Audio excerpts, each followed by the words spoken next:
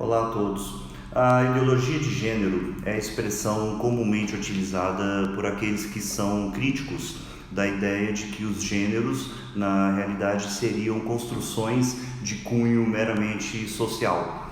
Entretanto, a premissa da chamada ideologia de gênero já nasceu eivada de diversos erros muito graves. Quando as pessoas utilizam a expressão ideologia de gênero, na verdade querem discutir sobre o conceito de identidade de gênero, uma vez que o assunto não transcreve uma ideologia propriamente dita. E mais, a própria palavra gênero também vem sendo utilizada de maneira profundamente incorreta, sobretudo à luz da ciência. A partir de agora, eu vou me referir então à ideologia de gênero como identidade de gênero, ainda que também seja uma expressão incorreta, sobre a qual falaremos novamente daqui a pouco, ok? Bom, vamos por parte. Em biologia, gênero, do latim genus, plural genera, é uma unidade de taxonomia utilizada na classificação científica com o fito de realizar o pleno agrupamento de determinado conjunto de espécies, que por sua vez compartilham um conjunto amplo de características funcionais e morfológicas. Um genoma com enorme grau de proximidade filogenética, retratada pela existência de ancestrais comuns bastante próximos.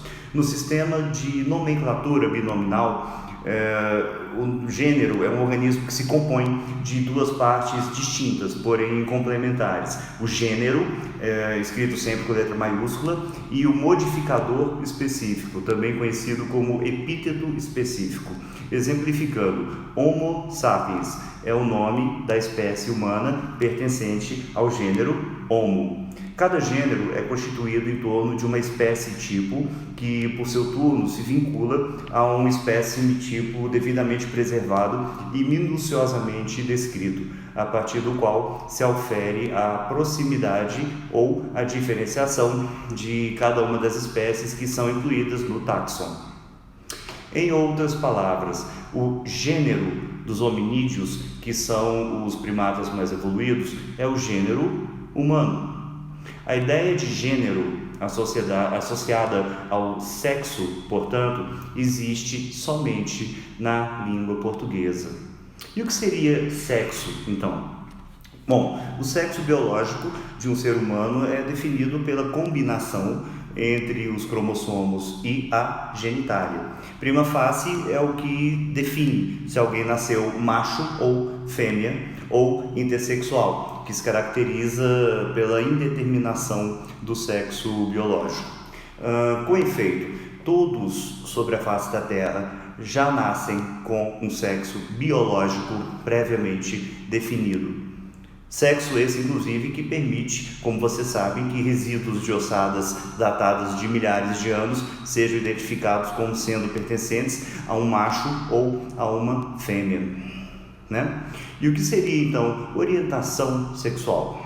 Orientação sexual é outra história. Orientação sexual diz respeito à direção, ao norte ou à inclinação do desejo amoroso, afetivo e erótico de cada indivíduo. Tal desejo, então, pode se direcionar tendo como único objeto pessoas do sexo oposto, heterossexualidade, ou então pessoas do mesmo sexo, homossexualidade, ou ainda de ambos os sexos, bissexualidades, enfim, com derivações diversas. No decorrer dos anos, cada um de nós aprende e se identifica com as diferentes maneiras de experimentar e de vivenciar desejos. Os processos que materializam e que realizam tais desejos são particulares e totalmente complexos. E por serem particulares e complexos, deverão ser também respeitados, da mesma maneira que também merecerão inarredável respeito as pessoas que se posicionam com desejos diferentes dos desejos eminentemente seus, ou seja, adversos aos seus auspícios ou de um grupo de familiares ou de um grupo de amigos. Ok? Voltando agora à expressão, reitero, erradamente utilizada, de identidade de gênero. Usualmente, como eu já deixei bastante claro, a palavra gênero costuma ser interpretada como sinônimo de sexo, ou seja, o órgão sexual com o qual o indivíduo nasceu. Pênis no masculino, vagina no feminino. De acordo com a identidade de gênero, o fato de uma pessoa ter nascido com o órgão sexual masculino não faz obrigatoriamente com que ela se identifique como um homem, ou seja, como um macho, ou como uma mulher, ou seja, como uma fêmea. Desta forma, quem defende a identidade de gênero ou ideologia de gênero, como muitos lamentavelmente ainda chamam, acreditam na identificação do gênero, que na verdade é o sexo, como uma espécie de projeção daquilo que a cultura aceita como sendo típico do comportamento masculino e feminino. Daí esse comportamento não necessitaria estar obrigatoriamente vinculado ao sexo naturalmente atribuído. Aqui no Brasil, o debate sobre a ideologia de gênero, termo incorreto para se referir às discussões sobre gênero, vou repetir novamente, tornou-se mais intenso, mais combativo por força da estruturação do Plano Nacional de Educação no ano de 2014, vocês devem se lembrar. A proposta inicial do Ministério da Educação era basicamente incluir temas relacionados com a identidade de gênero e sexualidade nos planejamentos educacionais.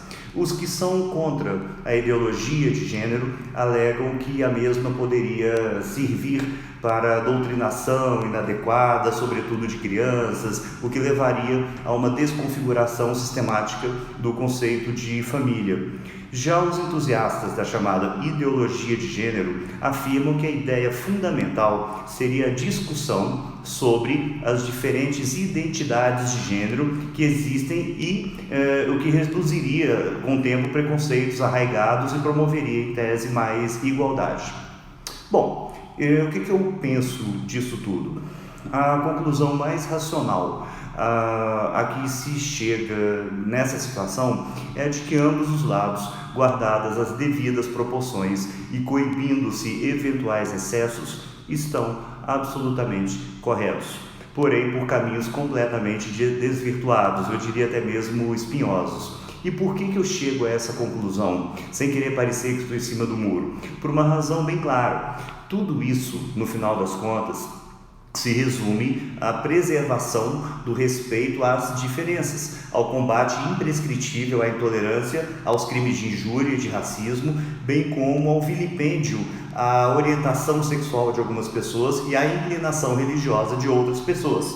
Mas, acima de tudo, preservação do bem-estar da coletividade e da ordem pública, que deverão se sobrepor a tudo.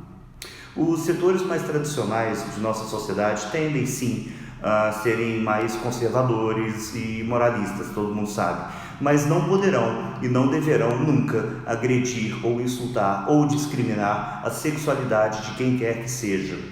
Por outro lado, aquela pessoa que possui qualquer orientação sexual distinta do que é chamado de tradicional precisa respeitar o fato de que as demais pessoas não têm a obrigação de achar a sua determinada orientação como a coisa mais linda do mundo.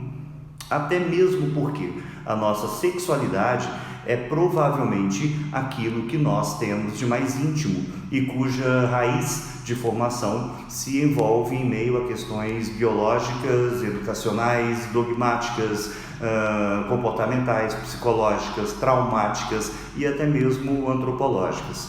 A obrigação comum é de que todos se aceitem como seres humanos, sublimes e ao mesmo tempo minúsculos seres humanos em um universo infinito, portadores de direitos e de garantias idênticas e cujas vidas são os bens jurídicos indisponíveis, inarredáveis, invioláveis. Do contrário, essa discussão permanecerá eternamente rasa, estéril e inócua. Repetindo, a obrigação comum é de que todos se aceitem. Somos passageiros de uma mesma nave, aliás, a única nave que temos disponível.